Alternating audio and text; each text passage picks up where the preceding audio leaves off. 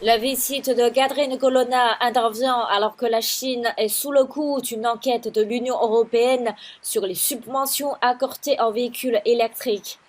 Cette enquête pourrait déboucher sur un fort relèvement des droits de douane sur les voitures chinoises et ainsi déclencher une réaction immédiate de Beijing.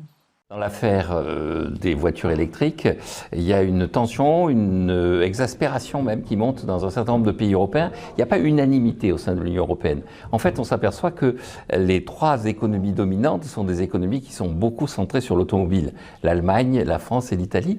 Et donc ces pays sont inquiets de l'introduction d'une concurrence chinoise qui va porter sur cet aspect tout à fait nouveau qu'est la voiture électrique par rapport aux voitures thermiques traditionnelles que produisent les constructeurs européens.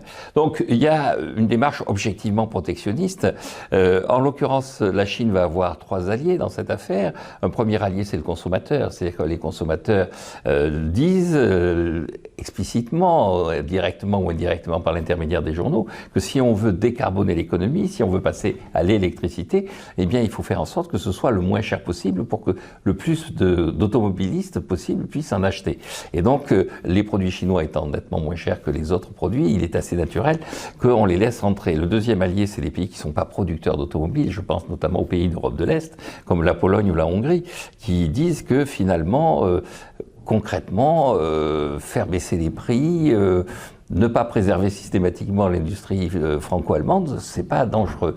Et puis le troisième élément, c'est que c'est les autres pays au sein de l'Union européenne, comme la Slovaquie ou la Roumanie, qui disent, pour être concurrentiel vis-à-vis des Chinois, plutôt que de mettre des droits de douane, on va implanter les usines chez nous, en Slovaquie, en Slovénie, en Roumanie, en Bulgarie, où les coûts sont moins chers et on pourrait être concurrentiel vis-à-vis des Chinois.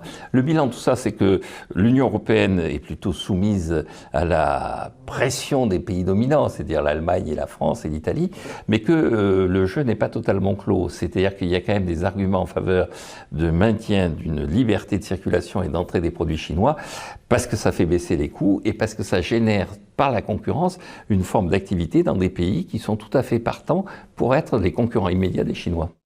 Dans un contexte économique tendu, la visite de la ministre française de l'Europe et des Affaires étrangères en Chine a pour l'objectif de relancer les échanges entre les deux pays. La France, effectivement, est sur une ligne assez nettement protectionniste, mais de circonstance. On peut penser qu'après les élections européennes, après cette phase qui est un peu particulière où l'Europe va être au centre des préoccupations, la France adoptera un point de vue plus réaliste et plus raisonnable.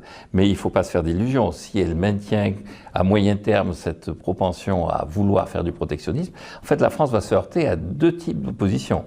Les Chinois, par définition, mais aussi les Allemands et les Italiens, qui sur le dossier automobile sont assez favorables à l'idée d'essayer de contenir la concurrence chinoise, globalement sont hostiles à l'idée de générer une tension, de générer un retour au protectionnisme, de générer une sorte d'affrontement de bloc à bloc entre l'Union européenne et la Chine. Il faut quand même rappeler que l'Union européenne est excédentaire sur le plan commercial. C'est-à-dire que l'Union européenne n'a pas intérêt au protectionnisme avec qui que ce soit, la Chine, le Japon ou l'Australie. Pendant 2 jours de visite, Gadrine Colonna a participé à une session de dialogue de haut niveau sur les échanges humains.